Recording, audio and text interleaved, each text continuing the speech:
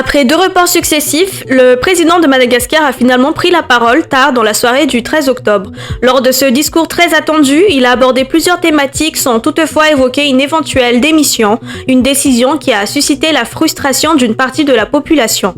De nombreux citoyens se disent déçus, estimant que leurs revendications principales, notamment la demande de démission du chef de l'État, n'ont pas été entendues. Malgré ce discours controversé, les mobilisations se poursuivent à travers le pays.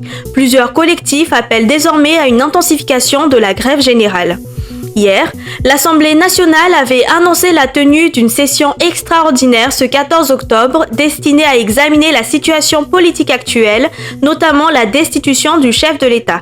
Mais contre toute attente, un décret référencé numéro 2025-1051 relatif à la dissolution de l'Assemblée nationale a été publié ce matin par la présidence. Ce document, largement relayé sur les réseaux sociaux, suscite la controverse. Il ne comporterait, selon plusieurs observateurs, ni signature, ni cachet officiel. Face à cette annonce, le chef de l'opposition de l'Assemblée nationale a déclaré l'irrecevabilité du décret, estimant qu'aucune discussion préalable n'avait été tenue avec le président de l'Assemblée, contrairement à ce qui y est mentionné.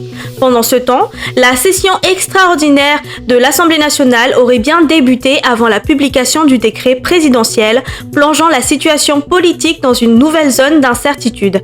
Interrogé par les journalistes au sujet du rôle qu'il aurait pu jouer dans l'exfiltration du chef de l'État malagasy, le président français Emmanuel Macron a répondu qu'il ne confirme rien. En marge du sommet de la paix en Égypte, il a néanmoins exprimé sa grande préoccupation face à la crise politique à Madagascar.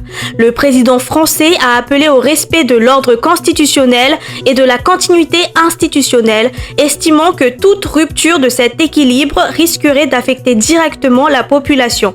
Il a également réaffirmé son soutien à l'action de l'Union africaine et de la SADC, tout en mettant en garde contre toute récupération politique ou militaire de la jeunesse.